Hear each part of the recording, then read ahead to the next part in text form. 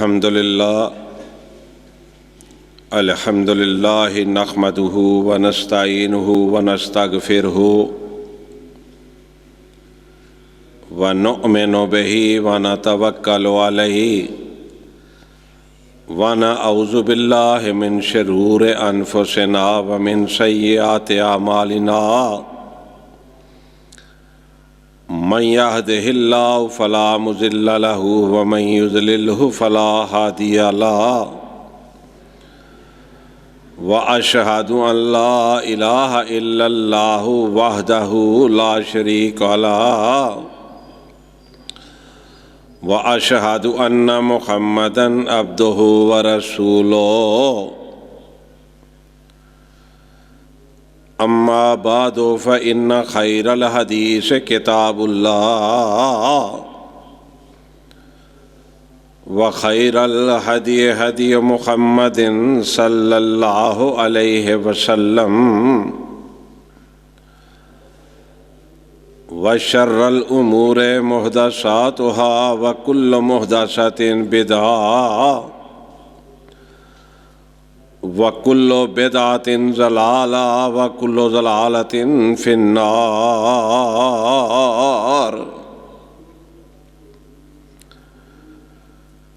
إِنَّ اللَّهَ وَمَلَائِكَتَهُ يُصَلُّونَ عَلَى النَّبِيِّ يَا أَيُّهَا الَّذِينَ آمَنُوا صَلُّوا عَلَيْهِ وَسَلِّمُوا تَسْلِيمًا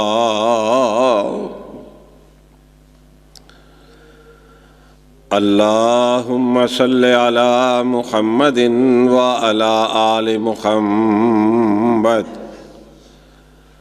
كما صليت على إبراهيم وعلى آل إبراهيم إنك حميد مجيد اللهم بارك على محمد وعلى آل محمد كما باركت على إبراهيم وعلى آل إبراهيم إنك حميد مجيد رب اشرح لي صدري ويسر لي أمري واحلل عقدۃ من لسانی یفقہوا قولی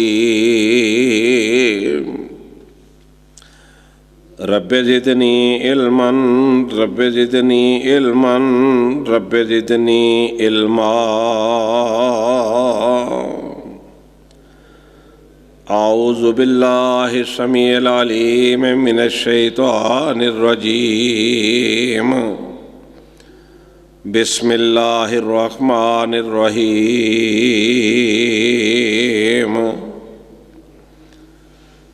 یا ایہا الناس اتقوا ربکم الذی خلقکم من نفس واحدۃ وخلق منها زوجها وبث منہما رجالا کثیرا ونساء واتقوا اللہ الذی تساءلون به والارحام ان اللہ کان علیکم رقیبا بسم اللہ الرحمن الرحیم یا ایہا الذین آمنوا اتقوا اللہ حق تقاتہ ولا تموتن الا وانتم مسلمون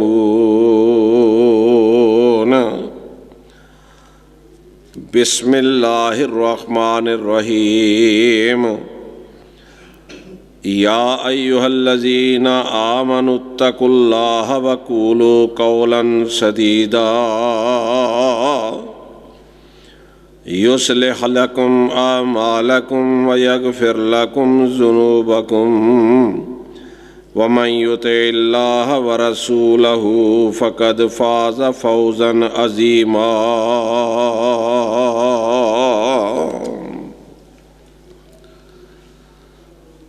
صادق اللہ مولانا العظیم۔ ہر قسم دی حمد و ثنا اللہ رب العالمین کے لیے ہے، ان گنت لا تعداد درود و سلام امام الانبیاء جناب محمد مصطفیٰ صلی اللہ علیہ وسلم کی ذات اقدس پر۔ حضرات محترم، اللہ پاک کی مقدس کتاب قرآن مجید میں سے مختلف مقامات میں سے 3 آیت مبارکہ میں نے تلاوت کی ہیں۔ یہ جو آیتیں 3 مختلف مقامات میں سے میں نے تلاوت کی ہیں، رسول معظم جناب محمد مصطفیٰ صلی اللہ علیہ وسلم نکاح کے موقع پر یہ تینوں آیات مبارکہ تلاوت کیا کرتے تھے۔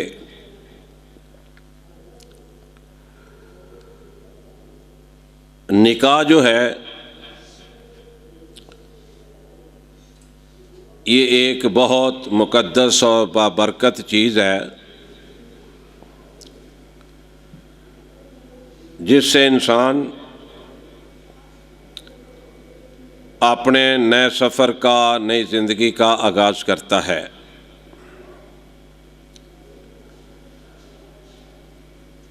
تفسیر ابن کثیر لکھنے والے امام ابن کثیر نے البدایہ کے اندر لکھا ہے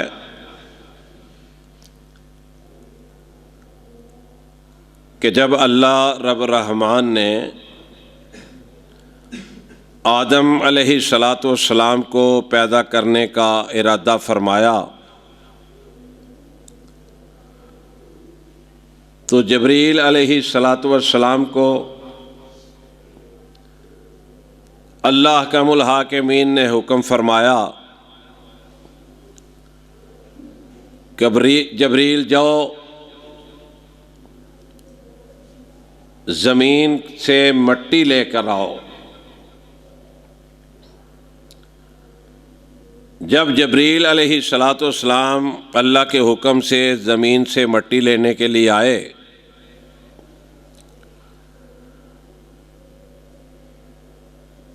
تو خالی واپس اللہ کے دربار میں حاضر ہوئے۔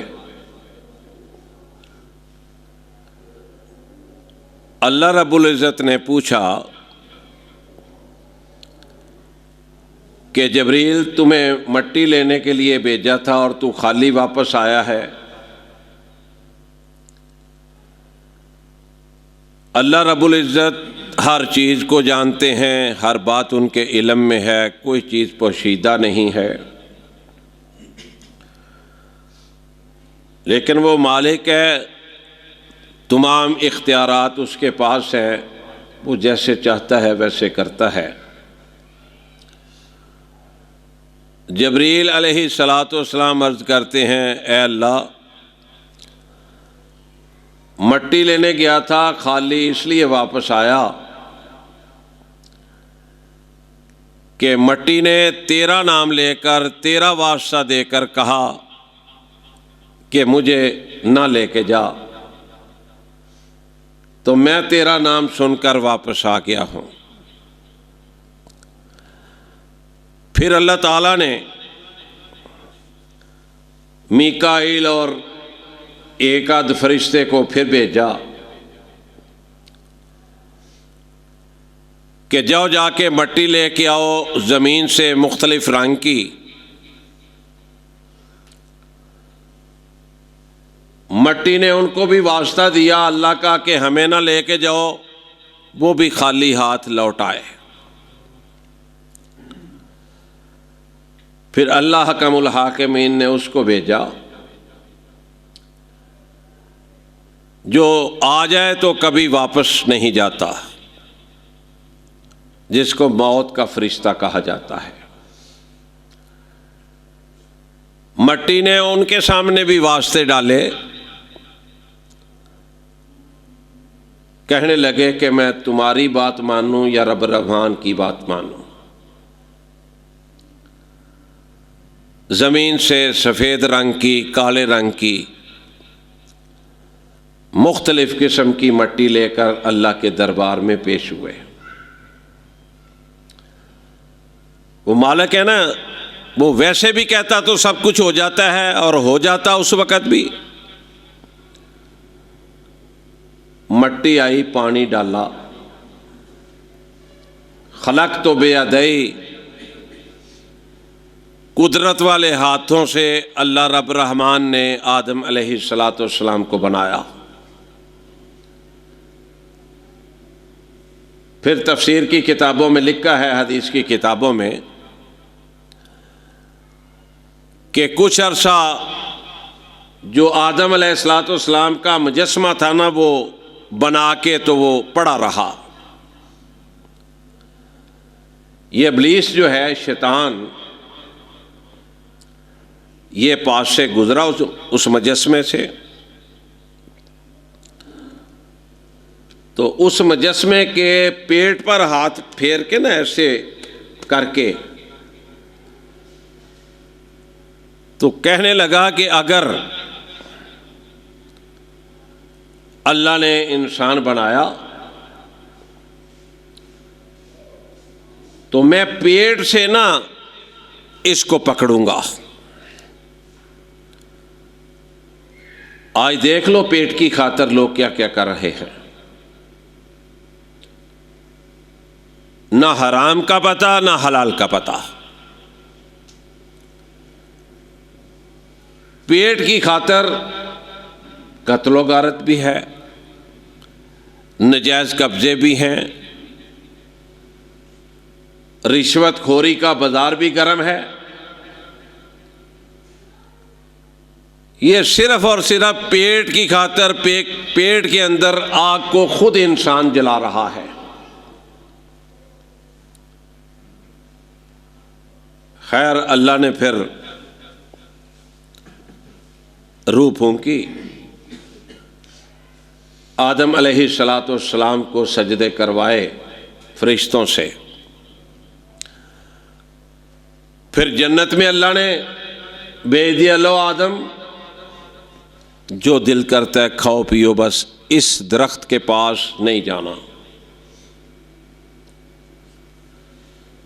اب آدم علیہ السلام اکیلے تھے۔ اکیلے انسان کا دل نہیں لگتا۔ بائیں پسلی سے اللہ نے اپنی قدرت سے نوجوان میری اور آپ کی اماں جان حوا کو پیدا کیا۔ اللہ کی قدرت کا ذرا اندازہ لگاؤ۔ عیسیٰ کو بغیر باپ کے پیدا کیا، اور ماں جی حوا علیہ السلام کو پیدا کیا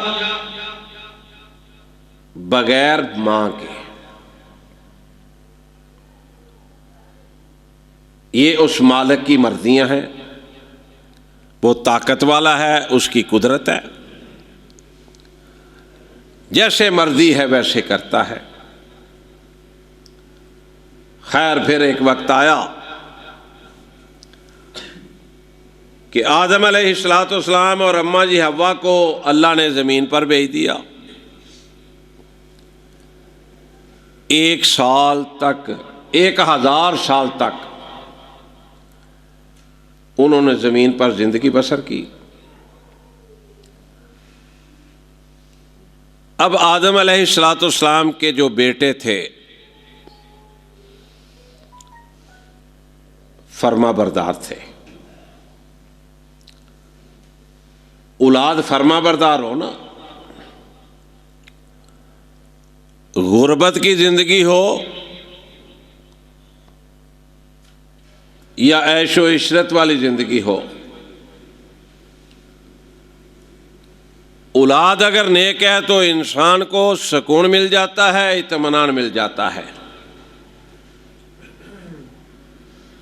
اور اولاد نیک ہوگی تو نماز پڑھے گی،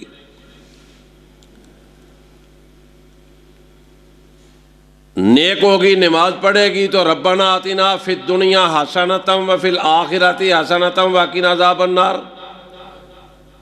رب اجعلنی مقیم الصلاۃ ومن ذریتی، ربنا وتقبل دعا، ربنا اغفر لی ولوالدی وللمؤمنین یوم یقوم الحساب. اپنے لیے بھی دعا کرے گا، اپنے والدین کے لیے بھی دعا کرے گا. 5 وقت فرض نماز میں، پھر سنتوں کی نماز میں، پھر نفلوں کی نماز میں جب وہ دعائیں کرے گا اللہ اس پر بھی اپنی رحمت برسائے گا اور ان کے والدین پر بھی اللہ رحمت کرے گا. اور جو بعد اولاد ہوگی اس نے نماز ہی نہیں پڑھنی، اس نے دعا کیا کرنی ہے؟ تو اللہ تعالیٰ سے دعا کریں کہ اللہ تعالیٰ اولاد دے تو نیک اولاد دے. اور قرآن پاک نے بھی نا اس کا تذکرہ کیا ہے کہ جو اللہ کے نیک بندے ہیں نا وہ رات کو اٹھ اٹھ کے دعائیں کرتے ہیں. والذین یقولون ربنا ھب لنا من ازواجنا وذریاتنا قرۃ اعین واجعلنا للمتقین اماما. نیک بیوی اور نیک اولاد یہ اللہ کی بہت بڑی نعمت ہے. جن کی بیویاں نیک نہیں نا ان سے جا کے پوچھو کہ ان کی زندگی کس طرح گزر رہی ہے. میرے سونے پیغمبر جناب محمد مصطفیٰ صلی اللہ علیہ وسلم نے فرمایا کہ 4 چیزیں جس مومن مسلمان کو مل جائیں وہ سمجھے کہ اللہ کی طرف سے اس کو بہت بڑے انعامات ہیں. وہ 4 چیزیں کون سی ہیں؟ ذرا نوٹ کر کے لے جانا. پہلی، نیک بیوی، اچھی بیوی. دوسرا، گھر کھلا.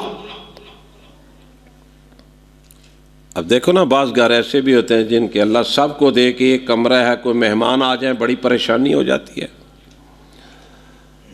رسول اللہ صلی اللہ علیہ وسلم نے فرمایا کہ پہلی بات جس کو نیک اور اچھی بیوی مل جائے وہ سمجھے اللہ کی طرف سے اسے بہت بڑا انعام ہے. دوسرا، اگر اس کو کھلا گھر مل جائے، کھلے سے مراد یہ نہیں ہے کوئی 10 کنال کا، 20 کنال کا، کوئی ایکڑوں کا. بھائی اتنا مل جائے جہاں پہ اپنی زندگی اچھی بسر ہو، کوئی بہن بھائی آ جائے، مہمان آ جائے، پریشانی نہ ہو، تکلیف نہ ہو. رسول اللہ صلی اللہ علیہ وسلم نے فرمایا یہ بھی اس بندے پر اللہ کی خاص رحمت ہے. تیسرا انعام فرمایا جس کے ہمسائے اچھے ہوں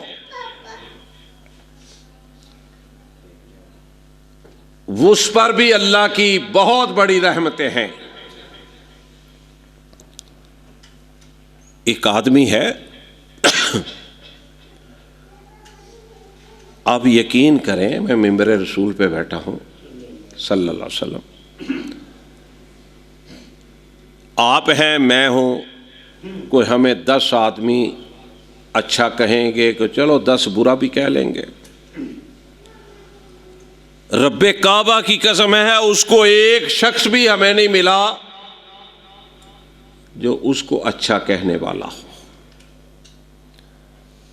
15 20 25 ہمسائے ہیں، پناہ مانگتے ہیں اس شخص سے، اس فتنے سے پناہ مانگتے ہیں. آپ اندازہ فرمائیں.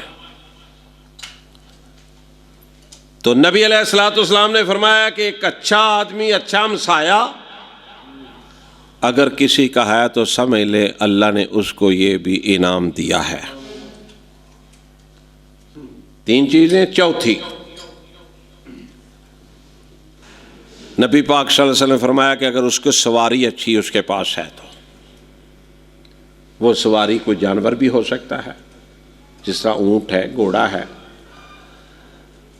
اب گاڑیاں ہیں، موٹر بائک ہیں، کہ سواری اچھی مل جائے، یہ نہ ہو کہ وہ کہیں جانا ہو تو سواری پریشان کرے۔ فرمایا یہ 4 چیزیں جو ہیں، یہ جس کو اللہ تعالیٰ زندگی میں عنایت فرما دے کسی مسلمان مومن بندے کو، وہ یقین کر لے کہ اللہ کی طرف سے اس کے پاس بہت بڑے انعامات ہیں، بہت بڑے انعامات ہیں۔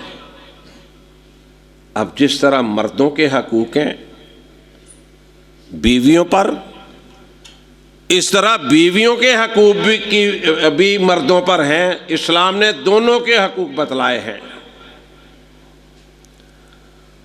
دیکھو نبی علیہ الصلوۃ والسلام کا ایک صحابی ہے، آتا ہے نماز پڑھنے کے لیے، آقا نے نوٹ کیا 1 دفعہ، 2 دفعہ، 4 دفعہ، 5 دفعہ نماز پڑھتا ہے،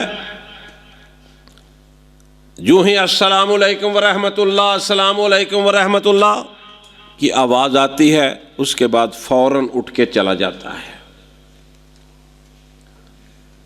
رسول اللہ صلی اللہ علیہ وسلم نے جب نوٹ فرمایا 2، 4، 5 دفعہ، ایک دن حکم فرمایا کہ فلاں فلاں صحابی اس طرح چلا جاتا ہے، پتہ نہیں اس کی کیا مسئلہ ہے، اس کو کیا تکلیف ہے، کیا پرابلم ہے، تو آج نماز کے بعد ذرا اس کو میرے پاس لے کے آئیے گا، میں اس سے پوچھنا چاہتا ہوں۔ رسول اللہ صلی اللہ علیہ وسلم نے بلایا، جی اللہ کے رسول صلی اللہ علیہ وسلم حکم فرمائے۔ فرمایا میں دیکھ رہا ہوں کچھ دنوں سے تم میری نظروں میں آتے ہو کہ جو ہی نماز ختم ہوتی ہے تم نکل جاتے ہو، اتنی جلدی کیا پڑی ہوتی ہے تمہیں؟ عرض کرنے لگے آقا میں بتلانا تو نہیں چاہتا، لیکن کہیں آپ کی حکم عدولی نہ ہو جائے، اس لیے آپ کا حکم ہے تو میں آپ کو بتا رہا ہوں کہ یہ جس چادر کو لے کے میں نماز پڑھنے آتا ہوں نا، واپس جاتا ہوں تو میری بیوی یہی چادر لے کے نماز پڑھتی ہے۔ آقا علیہ الصلوۃ والسلام کی آنکھوں میں آنسو آ گئے کہ اتنی غربت ہے اس کے گھر میں کہ چادر تک دوسری کوئی نہیں۔ اتنی دیر گزری کہ ایک صحابی رسول آیا، 7 یا 8 اونٹ تھے اس کے لدے ہوئے سامان کے ساتھ، اس نے نبی علیہ الصلوۃ والسلام کے حوالے کیے۔ اللہ کے رسول صلی اللہ علیہ وسلم اس صحابی کو جس کی چادر کی بات ہو رہی تھی، کہا جاؤ یہ اونٹ بھی لے جاؤ اور یہ سامان بھی لے جاؤ، یہ اب تمہارا ہے۔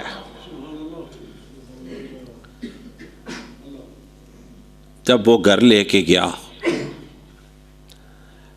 اللہ تعالیٰ نے مرد بھی بڑے بڑے اعلیٰ قسم کے پیدا کیے اور قیامت تک ہوں گے، اور عورتیں بھی،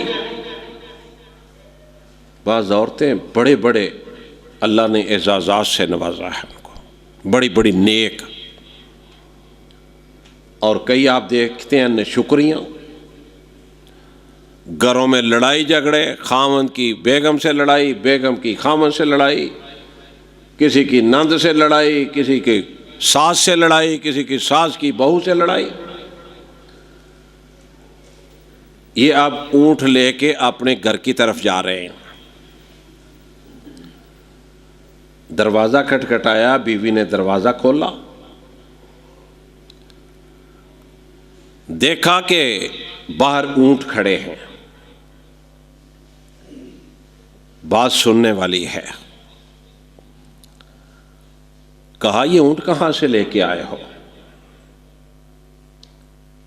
ساری بات بتلائی کہ کائنات کے امام جناب محمد مصطفیٰ صلی اللہ علیہ وسلم نے مجھ سے یہ چادر کا پوچھا، میں نے یہ بتایا، اتنی دیر میں یہ اونٹوں والا آیا، اللہ کے رسول نے مجھے اونٹ میرے حوالے کر دیے کہ یہ اب تیرے ہیں۔ کہنے لگی اللہ کے بندے، معلوم ہوتا ہے کہ اب تیرا میرا گزارا نہیں ہوگا۔ ذرا اندازہ فرماؤ کتنی بڑی بات ہے۔ ہم تو شکر کرتے ہیں، خوشیاں مناتے ہیں اگر اس طرح کو مال مل جائے۔ کہنے لگی اللہ کے بندے اب معلوم ہوتا ہے کہ تیرا اور میرا اب گزارا نہیں ہونا۔ بھائی کیوں نہیں ہونا؟ کیا بات ہو گئی؟ کہنے لگی کہ تو نے لگتا ہے کہ اللہ کی شکایت کی ہے، رب کا شکوہ کیا ہے، تبھی محمد رسول اللہ صلی اللہ علیہ وسلم نے یہ اونٹ تیرے حوالے کی ہے نا، تو نے اپنی غربت کی بات کی ہے۔ یا اب اونٹوں کو رکھ لو یا مجھے رکھ لو، فیصلہ تمہارے ہاتھ میں ہے۔ پریشان ہو گیا کہ میں نے کوئی ایسا شکوہ شکایت تو کیا نہیں، رسول اللہ صلی اللہ علیہ وسلم نے بلایا، پوچھا، اب میرے پہ فرض تھا کہ میں سچی بات کرتا۔ کہنے لگی اونٹ واپس کر کے آ۔ واپس آیا، اونٹ لے کے نبی علیہ الصلوۃ والسلام کو واپس کیا اونٹ، اور ساری بات سنائی۔ رسول اللہ صلی اللہ علیہ وسلم نے فرمایا کہ اونٹ تو واپس آ گئے ہیں، اب اللہ تعالیٰ نے اس عورت کے لیے اور اس کے خامد کے لیے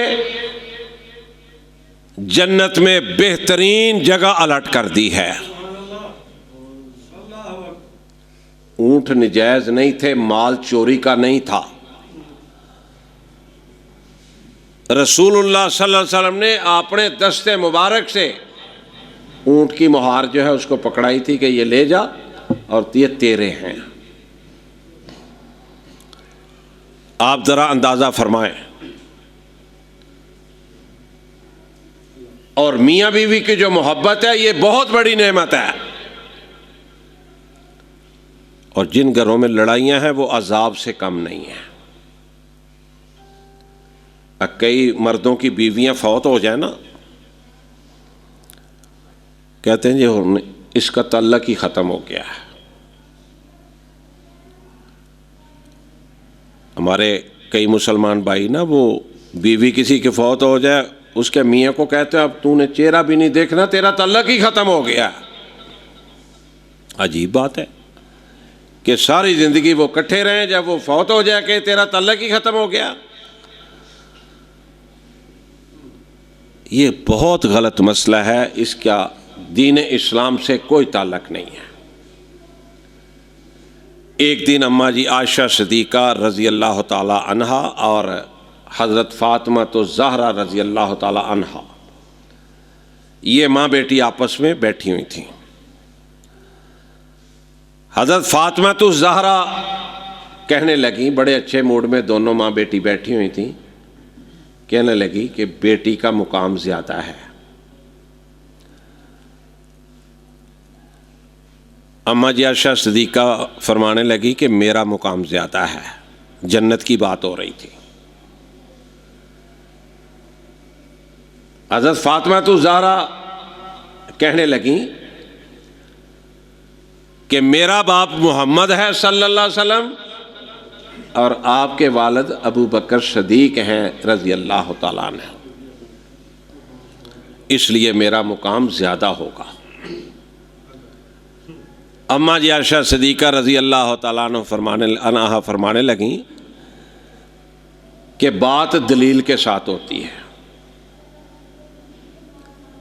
بات دلیل کے ساتھ ہوتی ہے۔ فرمایا کہ یہ ٹھیک ہے کہ میرے باپ ابو بکر جیسے کروڑوں بھی آ جائیں، محمد مصطفیٰ صلی اللہ علیہ وسلم کا ذات اقدس کا مقابلہ نہیں کیا جا سکتا. لیکن تیرے والد نے، جن کا نام محمد ہے صلی اللہ علیہ وسلم، جو کائنات کے امام ہیں، نبیوں کے سردار ہیں، اللہ کے محبوب ہیں، اے بیٹی سن لو، ان کا فرمان ہے کہ نیک بیوی اور نیک خامد قیامت میں جنت میں اکٹھے ہوں گے ایک جگہ. تو علی کی بیوی ہے، تو علی کے ساتھ ہوگی رضی اللہ تعالیٰ عنہ. میں محمد مصطفیٰ صلی اللہ علیہ وسلم کی بیوی ہوں، میں نبی علیہ الصلوۃ والسلام کے ساتھ ہوں گی. پتہ چلا کہ نیک بیویاں اور نیک جو خاوند ہیں جنت میں بھی یہ اکٹھے ہوں گے. یہاں کہا جاتا ہے جی وہ فوت ہو گئی، اب تم اس کا چہرہ نہیں دیکھ سکتے. اللہ کی قسم، قرآن کے بھی خلاف بات، حدیث کے بھی خلاف بات. اپنے پاس سے مسئلے بنائے ہوئے ہیں، عجیب عجیب مسئلے بنائے ہوئے ہیں. اب دیکھو خاوند کا مقام کیا ہے. ایک صحابی رسول صلی اللہ علیہ وسلم جہاد پہ جانے لگے ہیں. بیوی نے کھڑا کر کے پوچھا، آپ تو جہاد میں جا رہے ہیں، میرے لیے حکم کیا ہے؟ یہ کنز الاعمال میں لکھا ہوا ہے یہ واقعہ جو میں آپ کو بیان کرنے لگا ہوں کہ میرے لیے حکم کیا ہے. خامد کہتا ہے میں جانے لگا ہوں، جب تک میں واپس نہ ہوں تم نے اس دروازے دہلیز سے باہر قدم نہیں رکھنا. وہ بھی اللہ والی تھی. خامد چلا گیا، کچھ وقت گزرا، ماں آ گئی، بیٹی کو کہنے لگی تیرا باپ بیمار ہے، آ کے اس کی خیریت دریافت کر لو، اس سے مل لو. کہنے لگی ماں جس سے تو نے میرا نکاح کیا ہے، جو میرے سر کا تاج ہے، وہ مجھے منع کر کے گیا ہے کہ دہلیز پار نہیں کرنی، اس لیے میں نہیں جا سکتی. تم جا کے میری طرف سے میرے ابو جان کی خیریت دریافت کر لو، میری طرف سے پوچھنا، میں دعا بھی کروں گی. 2-4 دن گزرے، پھر آ گئے کہ تیرا باپ جو ہے وہ ایمرجنسی میں ہے، زندگی اور موت کی کشمکش میں، آ کے اسے دیکھ لو، کو آخری بات سن لو یا کر لو. اندازہ فرماؤ یہ کوئی چھوٹی بات تھی. کہنے لگی ماں میں نہیں نکل سکتی، ہاں ایک بات ہے، تو فوراً جا جناب نبی کریم صلی اللہ علیہ وسلم کی عدالت میں جا کے دروازہ کھٹکھٹا، ان کو مسئلہ بتا، اگر وہ مجھے اجازت دیں گے تو میں اپنے باپ کی جا کے آخری ملاقات کر لوں گی.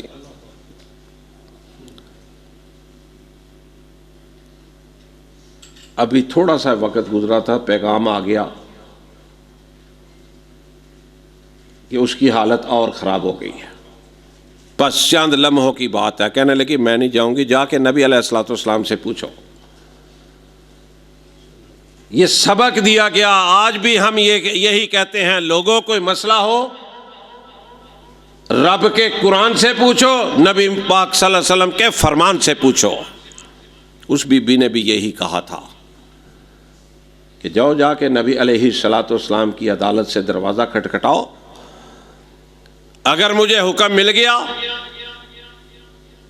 تو میں اپنے باپ کا پتہ لینے کے لیے چلی جاؤں گی، ورنہ میں نہیں جاؤں گی. نبی علیہ الصلوۃ والسلام کی عدالت میں والدہ محترمہ گئیں، ان کی آقا کو بات بتلائی، کتنا بڑا مسئلہ ہے. نبی علیہ الصلوۃ والسلام نے فرمایا جس کا خامد اس کو اجازت نہیں دے گیا، میں محمد بھی اس کو اجازت نہیں دے سکتا صلی اللہ علیہ وسلم. عورتوں کو بھی سوچنا چاہیے کہ وہ خامد کو بغیر بتائے جہاں مرضی چلی جائیں، بازاروں میں چلی جائیں، شادیوں میں چلی جائیں، نبی علیہ الصلوۃ والسلام نے فرمایا جس کا مالک، جس کے سر کا تاج، جس کا خامد اس کو منع کر گیا ہے، اجازت نہیں دے گیا، میں محمد صلی اللہ علیہ وسلم اس کو اجازت کیسے دے سکتا ہوں؟ اب واپس آئے تو اگلے دن باپ فوت ہو گیا۔ آج کی کوئی عورت یہ برداشت کر سکتی ہے؟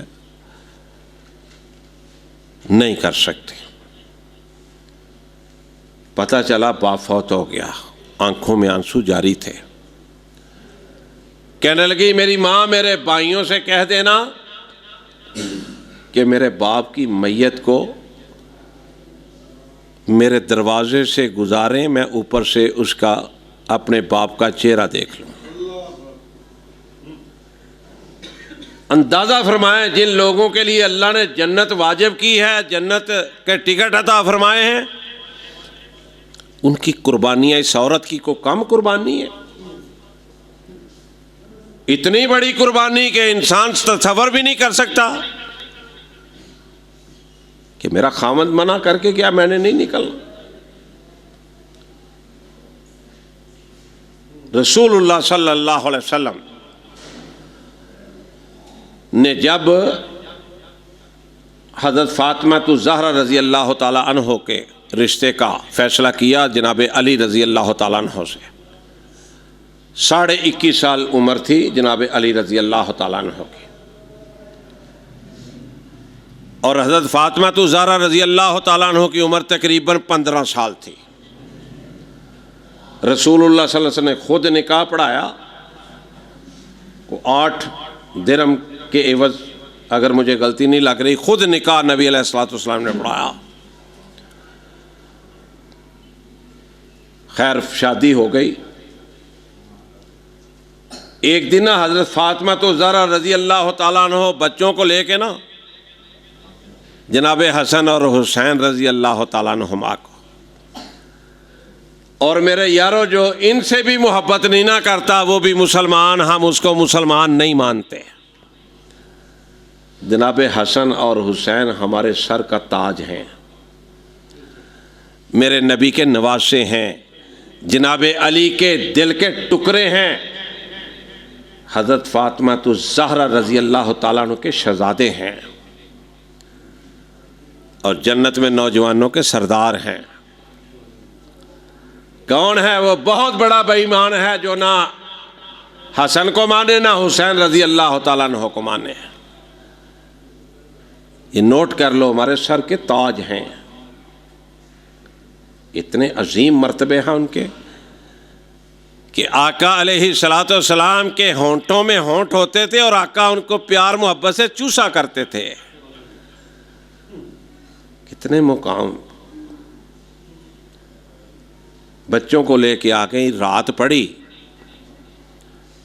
تو آقا علیہ الصلوۃ والسلام جیسا سمجھدار دنیا میں نہ کو آیا نہ کو آئے گا، فرمانے لگے بیٹا رات پڑ رہی ہے تم گھر کیوں نہیں گئی؟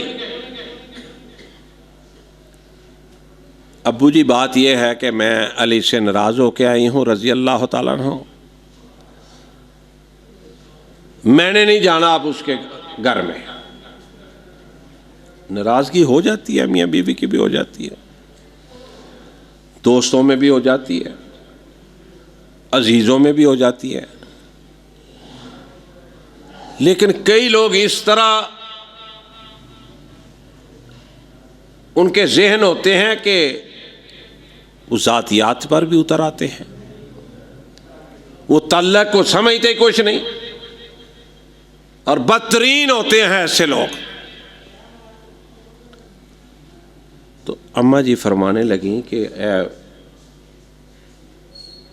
ابو جی بات یہ ہے کہ میں ناراض ہو کے آئی ہوں، میں نے نہیں جانا اب علی کے گھر میں۔ آج ہمارے معاشرے میں بہت سی مائیں ایسی ہیں، کئی تو نکاح سے پہلے یہ کمٹمنٹ کر لیتے ہیں کہ بھائی اس نے سسر کے کپڑے نہیں دھونے، ساس کے کپڑے نہیں دینے، دیور کی خدمت نہیں کرنی، یہ نہیں کرنا وہ نہیں کرنا، اس نے صفائی نہیں کرنی۔ اور اگر کوئی ایسی بات ہوئی تو تم واپس آ جانا. لیکن اچھی مائیں یہ تربیت نہیں کرتی. نبی علیہ الصلوۃ والسلام نے جب یہ سنا نا کہ فاطمہ الزہرا رضی اللہ تعالیٰ عنہا کہہ رہی ہیں کہ میں علی سے جھگڑ کے آئی ہوں، میں نے اب گھر نہیں جانا اس کے، رسول اللہ صلی اللہ علیہ وسلم کے تیور بدل گیا، چہرے پہ غصہ نمودار ہوا، رنگ سرخ ہو گیا. فرمانے لگے بیٹا رات کو اگر ملک الموت آ گیا، موت کا فرشتہ آ گیا، اور اگر تیری موت واقعہ ہو گئی تو قیامت والے دن میں محمد صلی اللہ علیہ وسلم اللہ تعالیٰ سے تیری سفارش نہیں کر سکوں گا. اسلام نے عورت کو بھی مقام دیا ہے اور مرد کو بھی دیا ہے. عورت کے بھی حقوق ہیں اسلام کے اندر اور مرد کے بھی ہیں. آج مرد سمجھتا ہے میرے ہی حقوق ہیں، عورت سمجھتی ہے میرے ہی حقوق ہیں. دونوں کے حقوق ہیں. اسلام ایک ایسا ضابطہ حیات ہے جس کے اندر انصاف ہی انصاف ہے، جس کے اندر سیدھا ہی راستہ ہے، سیدھا ہی راستہ ہے، کوئی اس کے اندر کمی نہیں ہے، کوئی اس کے اندر ایسا نقص نہیں ہے. یہ وہ دین ہے جو اللہ تعالیٰ نے اپنی رحمت سے، اپنے فضل سے محمد رسول اللہ صلی اللہ علیہ وسلم کے دل پر نازل فرمایا. اور اسی لیے فرمایا یا ایھا الذین آمنوا ادخلوا فی السلم کافہ. سارا کچھ ہی اللہ تعالیٰ نے جس طرح کہتے ہیں نا دریا کو کوزے میں بند کر دیا. فرمایا یا ایھا الذین آمنوا ادخلوا فی السلم کافہ، اے ایمان دا دعویٰ کرنے والو پورے کے پورے اسلام میں داخل ہو جاؤ. یہ کوئی بہادری نہیں، یہ کوئی اللہ کی رضا نہیں، یہ کوئی کامیابی کا راستہ نہیں کہ جو دل کرے وہ نیکی کر لی، جو دل کرے اس کو چھوڑ دیا. میرے بھائیو یہ نیکی نہیں ہے. قرآن کہتا ہے اگر تم ایمان والے ہو، ایماندار ہو، اپنے آپ کو اللہ اور اللہ کے رسول سے محبت کرنے والے سمجھتے ہو، تو پھر پورے کے پورے اسلام میں داخل ہو جاؤ. اب ہمیں غور کرنا چاہیے، ہمیں فکر کرنا چاہیے، مجھے بھی اور آپ کو بھی، کہ ہم کتنے کو اسلام کے اندر داخل ہو چکے ہیں. 10% ہیں، 20% ہیں، 80% ہیں، 100% ہیں. اگر غور کر لیں گے تو کچھ فائدہ ہو جائے گا، کچھ اصلاح ہو جائے گی، کو اللہ راضی ہو جائے گا. تو ہمیں اس بات پہ پورا غور و فکر کرنا چاہیے. تو میں عرض کر رہا تھا کہ مرد کے اپنے حقوق ہیں، عورت کے اپنے حقوق ہیں. ایک عورت آئی نبی علیہ الصلوۃ والسلام کے پاس، آ کے عرض کی اللہ کے رسول صلی اللہ علیہ وسلم مجھے عورتوں نے نمائندہ بنا کے بھیجا ہے، مجھے عورتوں نے نمائندہ بنا کے بھیجا ہے. آقا پوچھتے ہیں کیا بات ہے، کہو. کہنے لگی مجھے عورتوں نے بھیجا ہے کہ یہ جو مرد ہیں یہ امامتیں بھی کرواتے ہیں، نمازیں بھی پڑھتے ہیں مسجدوں میں جا کے، یہ صدقہ خیرات بھی کرتے ہیں اللہ نے جن کو توفیق دی ہوتی ہے، یہ بڑی نیکیاں اس طرح کرتی ہیں جو عورتیں نہیں کرتی. دیکھو نا ایک خاوند ہے، وہ زکوٰۃ ادا کرتا ہے، وہ صدقہ خیرات زیادہ دیتا ہے، تو اللہ کے رسول صلی اللہ علیہ وسلم ہم نیکیوں سے محروم رہ جاتی ہیں، ہمارے لیے کیا حکم ہے، ہمارا کیا قصور ہے. آقا علیہ الصلوۃ والسلام کا فرمان نوٹ فرما لو. فرمایا میرا جا کے پیغام ان عورتوں کو دے دو، اور یہ پیغام قیامت تک آنے والی نیک عورتوں کے لیے ہے. جناب نبی کریم صلی اللہ علیہ وسلم نے فرمایا کہ جو عورت اپنے خاوند کی بات مانتی ہے،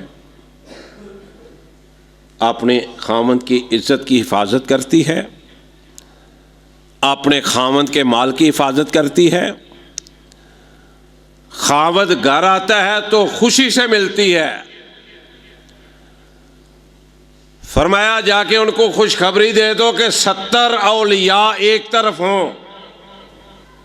اولیاء کا مطلب نیک لوگ، جنتی لوگ۔ 70 اولیاء ایک طرف ہوں۔ یہ عورت اپنے میاں کی خدمت کرنے والی، گھر کی رکھوالی کرنے والی، 5 وقت کی نماز ادا کرنے والی، روزے رکھنے والی، اپنے خاوند کے مال کی حفاظت کرنے والی، یہ 70 اولیاء کا رتبہ پا سکتی ہے یہ کام کر کے۔ اندازہ فرماؤ۔ اور مرد جو ہے، فرمایا اگر یہ حلال روزی اپنے بچوں کو کھلاتا ہے، اپنی بیوی کو لا کے کھلاتا ہے، اپنے بچوں پر اپنی بیوی پر خرچ کرتا ہے، مومن ہے، موحد ہے، فرمایا اس مرد کا بھی مقام جنت میں اللہ نے بنایا ہے۔ یہ مسئلہ بڑا نازک ہے، کئی کہتے ہیں ہم عورت کو جوتی کے ناک برابر بھی نہیں سمجھتے۔ عورت کو ماں کہا گیا ہے، اور ماں کے پاؤں تلے جنت رکھی ہے اللہ رب الرحمن نے۔ کیا یہ عورت کا مقام کم ہے؟ انسان مرد بھی ہو، عورت بھی ہو، اللہ والے ہوں، اللہ کے فرما بردار ہوں، اللہ کے احکام پر چلنے والے ہوں، دنیا میں بھی زندگی بہتر ہو جاتی ہے، آخرت میں بھی بہتر ہو جاتی ہے۔ اللہ تعالیٰ سے دعا ہے کہ اللہ تعالیٰ ہمیں یہ باتیں سمجھنے اور اس پر عمل کرنے کی اللہ تعالیٰ توفیق عطا فرمائے۔ یقین جانو بہت تکلیف ہوتی ہے، بہت دکھ ہوتا ہے۔ کئی دفعہ، کئی مرتبہ میں نے اپنے نمازیوں سے ہاتھ بھی جوڑے ہیں کہ جمعے میں اونٹ کی قربانی کا ثواب لے لیا کرو اذان سے پہلے آ کے۔ اللہ کے لیے جو پونا گھنٹہ نہیں دے سکتا، 1 گھنٹہ نہیں دے سکتا، مجھے بتلاؤ اس کی محبت اللہ کے ساتھ کیسی ہے؟ بہت سارے لوگ قبروں میں ترسیں گے، روئیں گے، چلائیں گے، اللہ تھوڑی سی مہلت دے دے، ہم یہ بھی کر لیں گے، یہ بھی کر لیں گے۔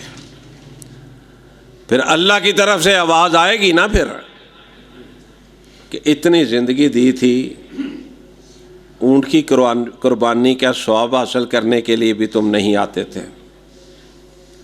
میرے بھائیو کیا جواب ہوگا ہمارے پاس؟ نہ پتہ چلتا ہے بات کہاں سے شروع ہوئی کہاں ختم ہوئی۔ آئے جمعہ پڑھ کے چلے گا، آرام سے اللہ تعالیٰ توفیق دے، جمعہ پڑھ کے تسبیح کیا کرو، پھر اس کے بعد 2 کر کے 4 رکعتیں پڑھا کرو، پھر جایا کرو۔ رسول اللہ صلی اللہ علیہ وسلم نے فرمایا کہ جو نمازی جتنی دیر، اگر اس کا وضو خراب نہیں ہوتا، جتنی دیر نماز پڑھ کے ایک جگہ پہ بیٹھا رہتا ہے، اللہ کے فرشتے اس پر رحمتیں بھیجتے رہتے ہیں، اس کے لیے دعائیں کرتے رہتے ہیں۔ ہمیں اتنی جلدی ہے، جاؤ جا کے قبرستان والوں سے پوچھو جا کے، کاش وہ بتلا سکیں۔ اللہ تعالیٰ مجھے اور آپ کو عمل کی توفیق عطا فرمائے۔ سبحان ربک رب العزت عما یصفون وسلام علی المرسلین والحمد للہ رب العالمین۔